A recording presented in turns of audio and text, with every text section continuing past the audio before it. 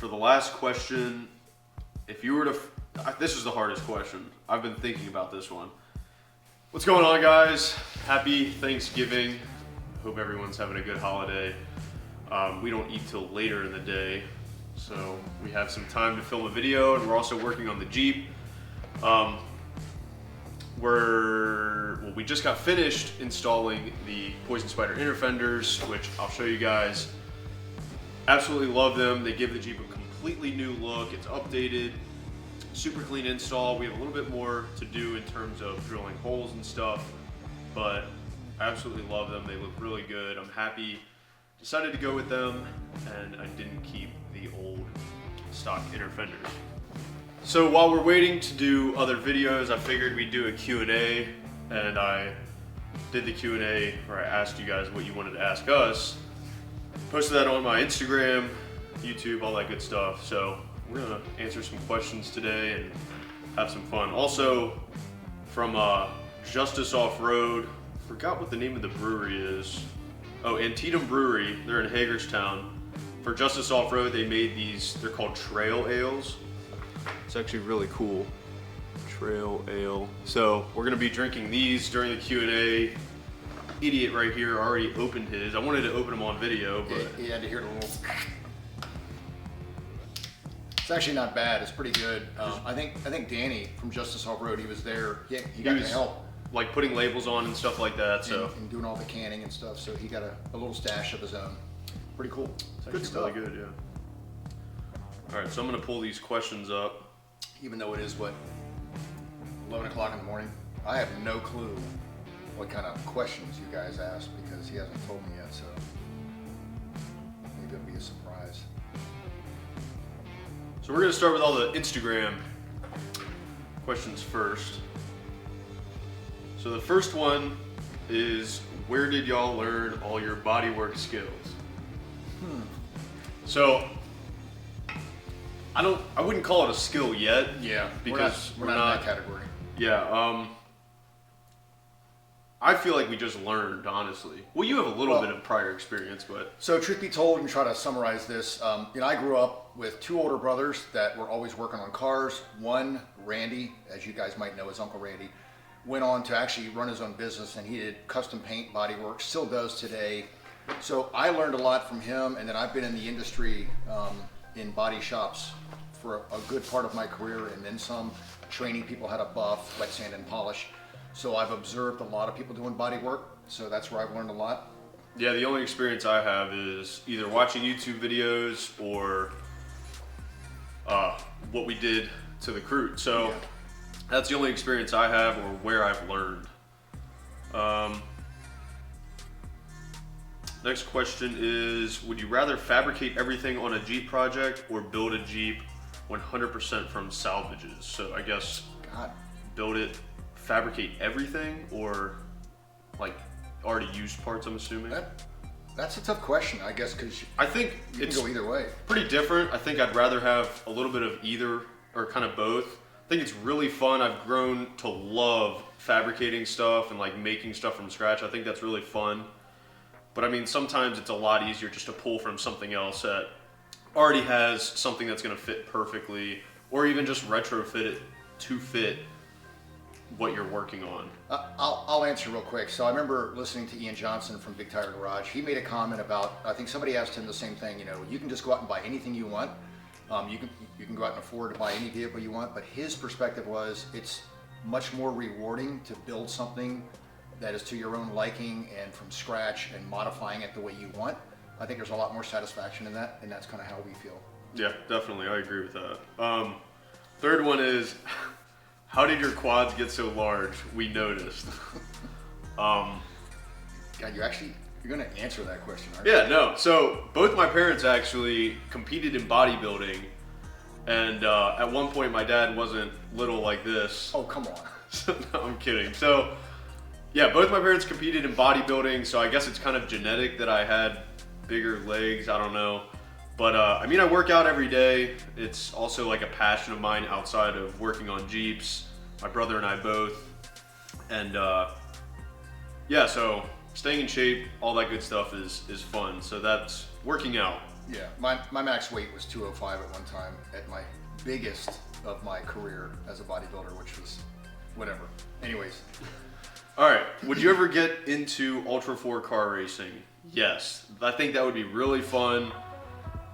Since working for Griot's, we've had a lot of opportunities to travel out west and specifically like Arizona, Las Vegas, and all that stuff. And being in the desert looks like a lot of fun. And every time we go, I'm just like, I feel like I'm getting more and more into the dirt racing or desert racing kind of scene. I think it's really interesting. Yeah. I would love to. Yeah, we're supposed to be back out in Scottsdale in January for Bear Jackson. So we've got a friend of ours that works for Rockford Fosgate, and he said when we're coming back out there, let him know he might have some connections. All right, the next question is it caramel or caramel? I think that's what I'm getting at, if that's what you're trying to decipher.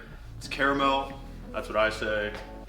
How did that come up? I don't know, it's just a random question. Yeah, I think it's caramel. Yeah. What do you think about the two-door JK stretch next build, question mark.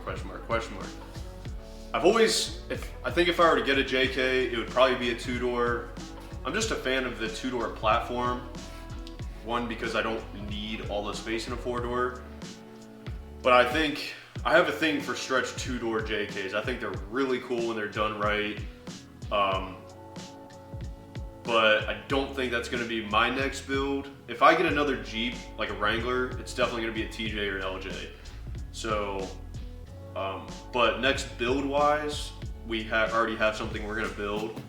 But I don't know, I would like to build a two-door JK one day. So. Yeah, I think that'd be pretty cool. But you said if you got another TJ, you would just keep it stock. Yeah, if I got a TJ or LJ, I would just keep it completely clean, like a 5-speed, just daily driver, completely stock, aside from like headlights and taillights, LED stuff like that. But I want a TJ or an LJ that's just super clean, just keep bone stock. Yeah, I think the hardest thing is you get a Jeep, it's just hard not to want to do some sort of modification to it. Yeah. So it's hard to hold back from that. Yeah, but now that I have this, I kind of got that out of my system for now.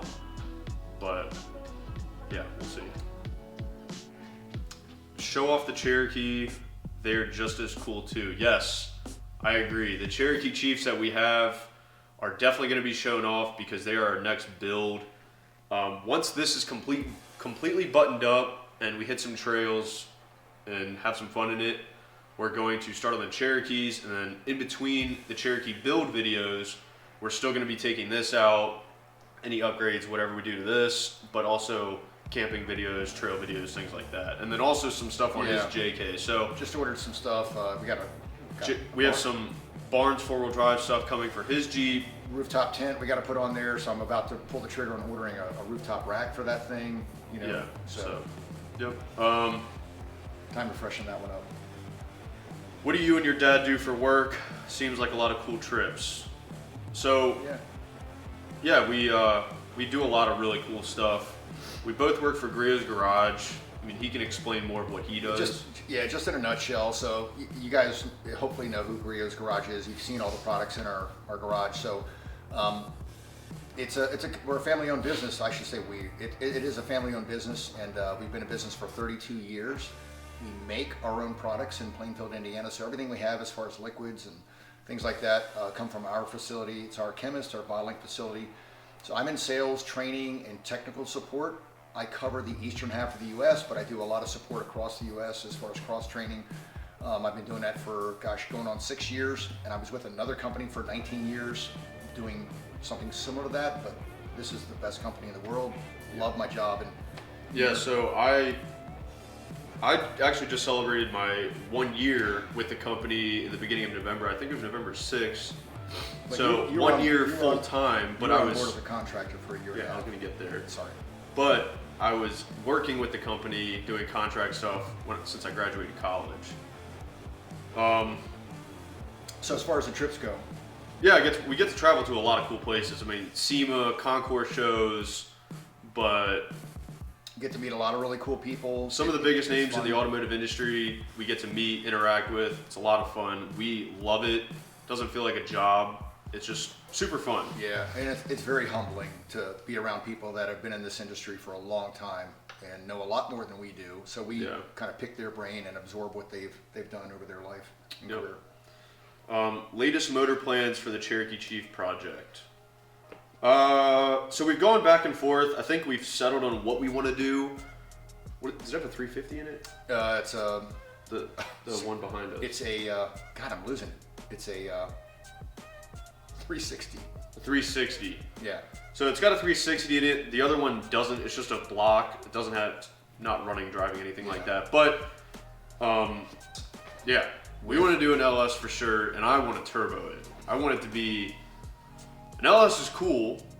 We also thought about like a Hellcat engine, which would be badass, but we don't have 15, 20 grand just laying around to throw a full I'd rather spend 15, 20 grand all together in the project and have a badass Cherokee instead of just all in the motor.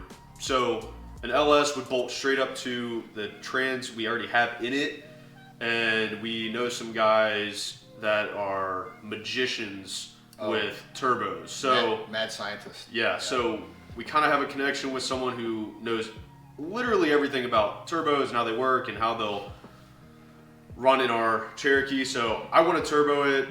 I don't know. What do you guys think? If you think we should turbo it or maybe supercharge not. it. Yeah, I think we should turbo it, but Supercharger, instant power. Yeah, so LS, turbo, or supercharger, one of those. I think a turbo would be cooler though. Winter camping / overlanding essentials. So specifically winter, definitely a buddy heater, and a good sleeping bag and a buddy heater. If you have a good sleeping bag, and a good sleeping bag one is a huge, like, it'll change your world. Because if you have like a summer bag and you're camping when it's like 10 degrees, you're gonna hate your life. We have 20-degree bags that I think are warmer than 20-degree bags. And we've been fine. We've camped in almost 0 degrees sometimes with wind chill. And you can be in just a t-shirt. Oh, we'll sweat. And underwear, and you're more than warm. Very comfortable. It's just getting out in the middle of the night. Aside from that, a buddy heater. So a good sleeping bag and a buddy heater is probably the two biggest things that I'd recommend for winter camping / overlanding. I guess this is to me. What did you go to school for? I went to school. My major was political science, and I minored in sociology. You can consider it a pre-law kind of track. I wanted to go to law school towards the end of my college career, I guess you could say, college, school term, whatever, and in my senior year. So then I was also looking at the path of like 3-letter government agencies, so like CIA, FBI, Secret Service, things like that. And I thought for a while that's the exact path that I was going down, was like fully prepared for all that good stuff, or going to law school. And then I got roped into, not in a bad way, but going to Grio's events and doing contract work for them. And I fell in love with it simply because I have a passion for the automotive industry, and it just came natural, and it was easy for me to catch on and learn. Right, and you were offered a job to come on full time. So it was great. I enjoy the people I work with a lot, and it simply doesn't feel like a job. And when you have a job that doesn't feel like that, or it's not like a prison sentence, then you have fun. So, and we do cool stuff. So, yeah. Favorite place to wheel? I don't know if I can answer this simply because I haven't been enough places. I think if I were to go to the West Coast or down south in Tennessee and do wheeling trips like that, which our plan is to do, then I would say those places are probably going to be my top favorite. But right now it's Roush Creek. I love Roush Creek. It's super simple. We've been so many times that I know it really well. And since I've been going, and I basically learned how to wheel there. So when this Jeep was in a completely different form, so that's why it's probably my favorite. I'm always doing different things. Every time we build the Jeep to a different level, I take it and I can tackle new obstacles. So plus it's good for R&D to have something close to go wheel at. Yeah, so it's only like 3 hours away, so it's not bad, and really enjoyed that. How long have you had the TJ? 2012 is when we bought it. So I think I was a sophomore. I think it was my freshman into sophomore year of high school. Bought it at a local dealership right down the road from us. I found it on DuPont Registry, which was really weird of all places. It was on DuPont Registry. I was looking at Jeeps one night. I think it was like 9 o'clock at night, and him and I ran over there and looked at it, and we went back and got it the next day. Yeah, I don't even think you had your license at the time, right? Or did you? No, I think I had my learners. Yeah. So it was pretty cool. So brought it home, and yeah, you spent like 3 days just cleaning it up, even though it was pretty clean. Yeah. You were obsessed with that thing. Tips to make a TJ ride smoother. 100% long arm. When I went from a short arm to a long arm on a stock TJ platform, like frame, made a huge difference. But now that I've upgraded entirely springs and shocks and the Clayton long arm, springs and shocks have a lot to do with it. I had a full rough country system prior to this, and it did ride rough. Rough country's not known for their smooth ride, so yeah. Yeah. Shocks have a lot to do with it. This thing Yeah. glides. It's super smooth down the highway. I am in love with it. But as soon as you put these Fox shocks on here, it was like night and day. We Yeah. drove it back from Overland Expo East, and I got to drive all the way back. I was so impressed. It rode almost as good, if not better, than the JK. So, Yeah. and then of course tires. You know, not to get too technical here, but the tire quality, and whether you go with something super knobby and off-road or a decent all-terrain. I mean, we're running the Toyo Open Country RTs. Yeah. On pretty much all of our vehicles. Love them. I think they're one of the nicest tires out there for kind of an all-purpose tire. They're a little heavy, but Depending on how big you go. Yeah. I like them. They're a great all-around tire, especially for off-road. I love them off-road. Does a wider stance provide better handling?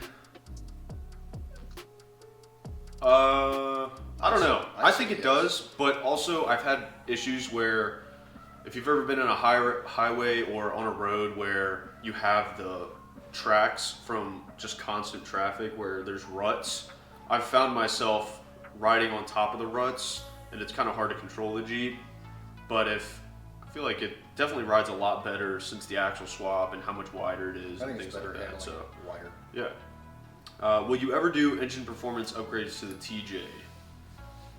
Yes. I've always wanted to turbo or supercharge it, but I feel like if I did that, I would just blow the engine up because I wouldn't want to be like nice to the engine. So with that being said, I would probably do like a built straight six, like a stroker, like 4.6 or 4.7, put that in, and then maybe do like a supercharger on top of it. The one thing I like about superchargers is it's instant torque and power. You're not waiting for boost to build up with a turbo. So, or an LS, but I think I like just being able to drop a stroker engine in this, and that's it. Like, you're not doing any more modifications, wiring, computer, things like that. It's just in there. I think you had to upgrade the starter maybe, or was it the alternator? On one of them? Alternator, your throttle body, fuel injectors, a little bit of everything, but I definitely think it wouldn't be practical to do it to the motor you have now, just because this is your second motor, which is running great, but it would be better to pull it or start with another one and just build it from the ground up. Yeah. Oh god, that's a hard question. What started your addiction? LOL, off-road stuff, I mean. I'm addicted to a lot of things. No, I'm kidding. God, I don't know. Well, I can answer part of that. We did it in one of the videos where, I don't know how old you were, but both you and Aaron, your brother, at one time had a little Power Wheels Jeep. Yeah, that's true. So that started, I think, maybe as addiction to the Jeeps, and of course the CJ stuff that I've had for years, but I think it was just something that you kind of did on your own too, you know.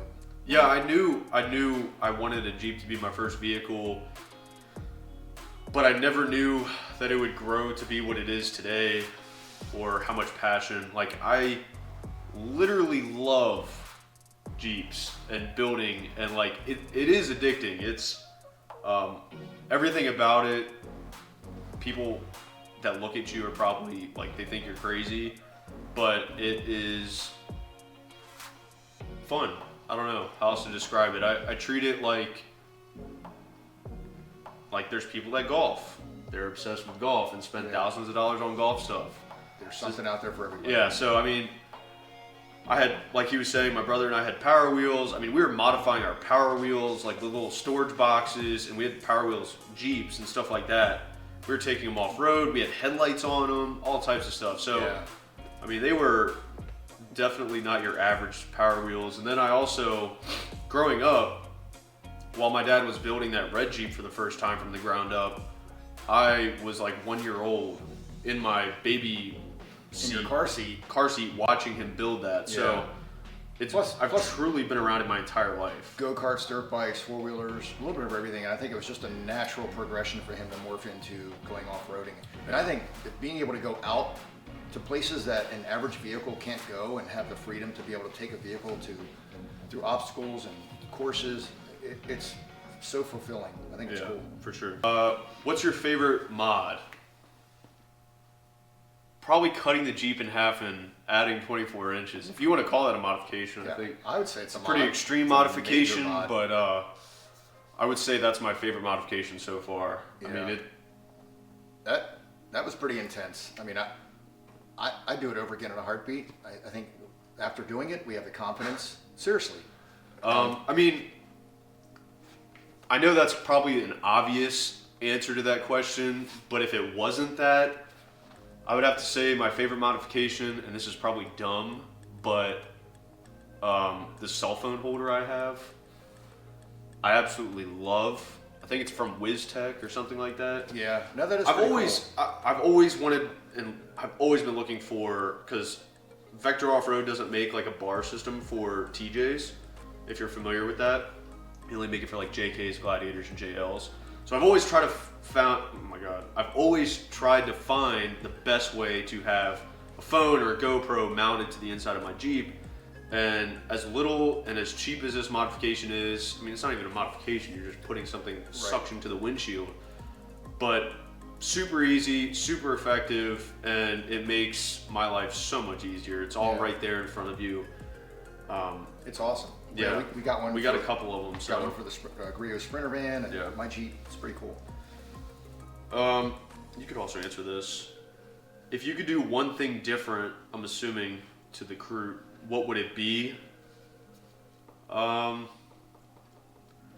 That's hard because as we were doing it, we were making the decisions as what would be best for it. So it's not like I had a predetermined plan the whole time as this is what we're going to do here, here, and here. It was, all right, first we're going to cut the Jeep, then we're going to make the extension. And so it was all completely step by step. We weren't really looking into the future too far because everything had to come one first, then the next, then the next, and the next. So after it's all said and done. Well, we had a vision, or you had a vision, but we were kind of going on the fly and learning as we go and making the mods as we go. But I don't know if the question pertains to the crew itself or your Jeep overall, like from day one stock to where it is now. Yeah, so, I don't know. I mean, if it was to the crew, then, which I'm assuming it is, I'd probably say it'd be a lot easier to just make a hardtop, build it around the hardtop. Yeah. But then again, that's not what we wanted to do. But looking back on it, it was probably easier to do that. But that's probably the only thing I would change. But with that being said, I'm still completely happy with what we're doing. I still don't care that we have to build a hardtop. I'm looking forward to doing that. It's just one more skill that we get to learn. So. Yeah. I think the only thing I would add to that is I would personally make the cab just a hair longer. Yeah. Just a hair longer. That's about it. But other than that, it's fine. And it's so marginal, I wouldn't even worry about it. Yeah, 2 inches there isn't really going to make a huge difference. Right. So, if you could airlift your Jeep anywhere in the world for an adventure, where would you go? I already know Australia.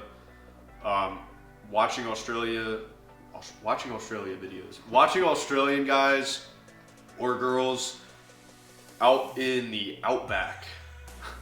Yeah. In their Land Cruisers and all that, in their Hiluxes. I would love to bring my Jeep there. I forgot what the name of the YouTube channel I watch, but I'm sure you guys are familiar with it. Something 24/7, I believe. And I mean, those guys are insane. They are balls to the wall, doing just the craziest stuff off-road. And I would absolutely love to go wheeling with them. They do some cool stuff. They're always cooking gourmet meals. But I think Australia is beautiful, and I would love to just drop my Jeep off there one day and go wheeling.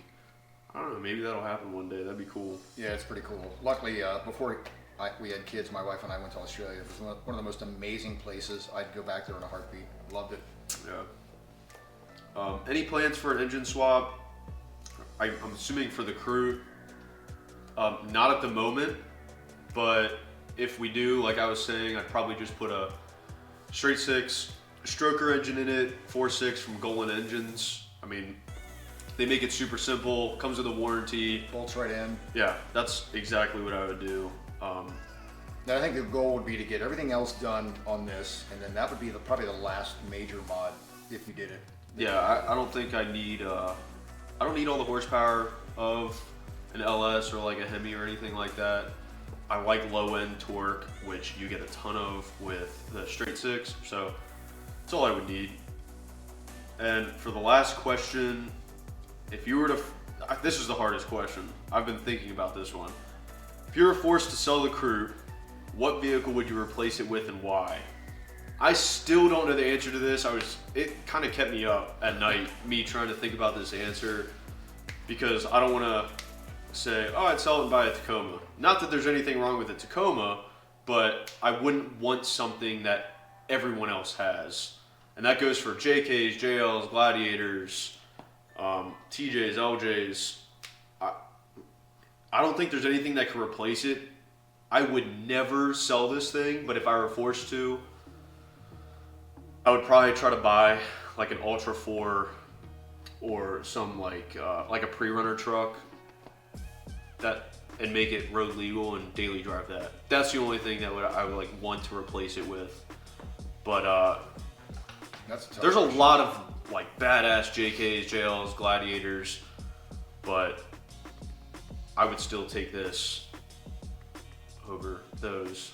Well, even if it had a Hellcat engine, and I know people are like, oh yeah, right, you would definitely take the Hellcat and a Gladiator or anything like that, but I'm absolutely in love with this Jeep, and after all the blood, sweat, and tears we just put into it, I couldn't get rid of it. But if I were forced to, it would definitely be like an Ultra 4 car or a pre-runner style truck. That'd be hard because it's not just a financial investment that you have in this, it's the emotional investment that you've had. Oh yeah, I mean, this thing's gone through so many changes. Basically experienced life in this Jeep, so a lot of memories. Sophomore in high school, throughout college and all that stuff, so I never plan on getting rid of it. I've told my parents that, this is a little morbid, but if I ever die, just bury me in the Jeep, or if I ever die in my Jeep, like crashing it. He's serious. Just bury me, don't even take me out, just bury me in the Jeep. With a go bag, like he's gonna go somewhere. Yep, so, but I'm just joking, that would... But you know what's cool though is I think of all the years you've had this and all the mods you've done, I think you're really just now getting started to the final phase to where it really should be. And I don't think a lot of people are ever done building their Jeep. And I always say like, oh yeah, this is the last thing for a while, but that's never true. But this is kind of the last for a while until I get another Jeep or whatever. So yeah, I'm completely satisfied with this Jeep. I can't wait to take it on trails. There's so much I want to do with it, and this is just the beginning. We haven't even started going on trails, camping trips, things like that. We got a taste of it at Overland Expo, but that really didn't satisfy me. I'm ready to go out in the middle of nowhere. I want to be where no one else is. Colorado, Rubicon Trail, Moab, all that stuff. So I'm super excited for where this will take us. I mean, I want to take this to Alaska. I want to take it to Hawaii. I want to take it to Canada. I want to take it everywhere. And I'm excited to see where it takes us in life. So yeah, I hope you guys enjoyed this video. I wanted to get something up. We're not done with the Jeep. As you can see, the hardtop is there. We have our materials sitting right there. Got a few more things to get. Yep. So once the roll cage and hardtop are finished, we're going wheeling. I've already told some of the buddies that we live near or go off-roading with, I said, look, once the hardtop's done, roll cage is done, we are hitting the trail, going camping, and because I am fiending for a trip. It's necessary.